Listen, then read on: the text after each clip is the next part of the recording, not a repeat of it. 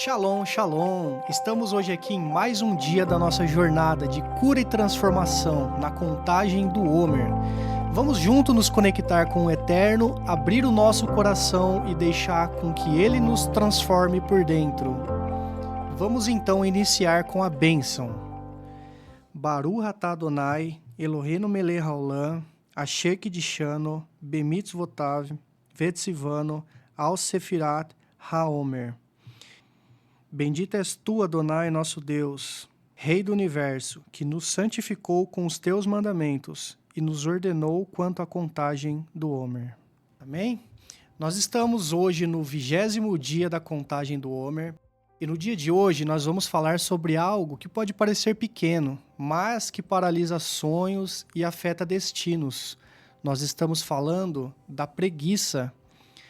Preguiça não é apenas não querer fazer nada, é negligenciar aquilo que Deus confiou a você.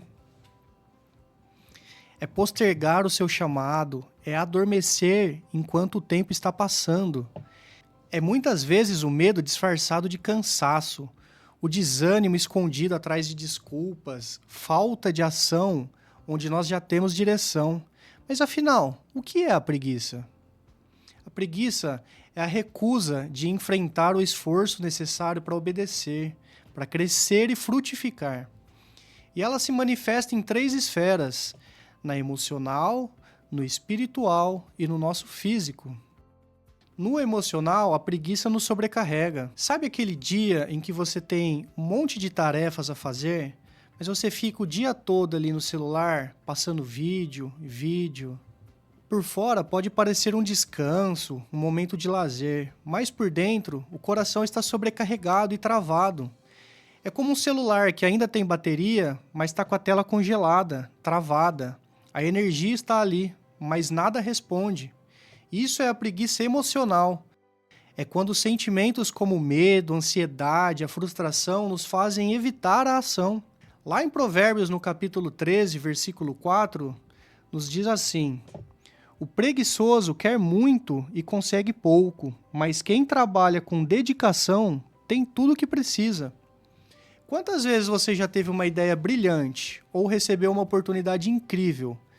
Você sabia o que precisava ser feito, tinha capacidade, tinha conhecimento, mas não agiu.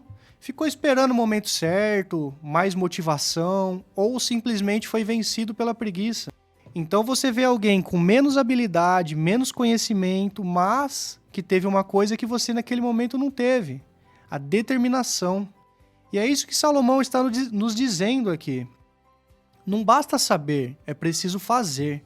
Você pode até ter o desejo, mas quem age com diligência é quem colhe o fruto. No espiritual, a preguiça esfria a nossa fé. Imagine alguém que escuta a palavra, vai na igreja, anota a pregação, mas ao sair ele vive como se não tivesse ouvido nada. É como construir uma casa com tijolos bons e bonitos, mas sobre a areia. A aparência pode até ser bonita, mas quando a tempestade vier, tudo desabará. E Jesus explicou isso com clareza lá em Mateus, no capítulo 7, nos versículos de 24 a 27, diz assim: quem ouve as minhas palavras e as pratica é como uma pessoa sábia que construiu a sua casa sobre uma rocha firme. Quando vierem as chuvas e as enchentes e os ventos baterem contra essa casa, ela não cairá, pois foi construída sobre a rocha. Mas quem ouve as minhas palavras e não as pratica é como uma pessoa tola que construiu a sua casa sobre a areia. Quando vierem as chuvas e as enchentes e os ventos baterem contra essa casa, ela cairá com um grande estrondo. A preguiça espiritual, ela não é só deixar de orar ou de ler a Bíblia, é você ouvir a verdade e não aplicar ela. É acumular conhecimento, mas não transformar isso em vida. E a preguiça também nos atinge na área prática. Já viu aquele projeto começado que ficou pela metade?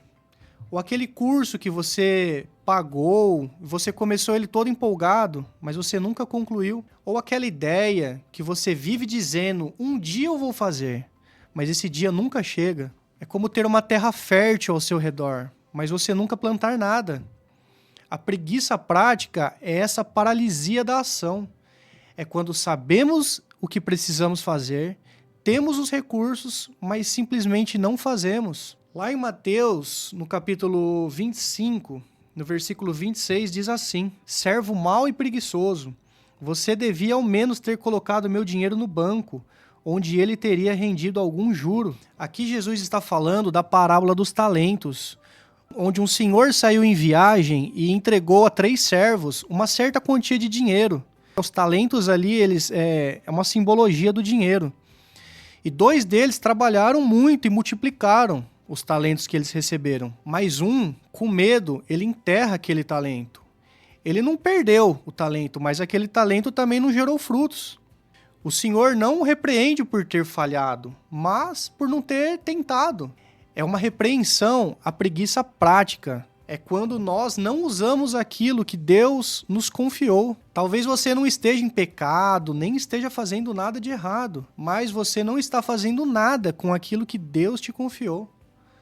Não seja o servo que escondeu o talento. Seja fiel no pouco, que Deus te colocará sobre o muito. Você nasceu para frutificar. A preguiça quer te manter no lugar de neutralidade. Mas o reino de Deus não é feito de neutros. É feito de servos fiéis e diligentes. Você não foi criado para estagnar. Você tem um talento. Você tem missão. Você tem um propósito. Você tem um chamado. A preguiça quer te manter no raso. Mas Deus está te chamando para conhecer as águas profundas. Você foi feito para dar fruto. E frutificar exige movimento, exige fé e exige ação. Que o Senhor te abençoe e te fortaleça. Shalom, shalom.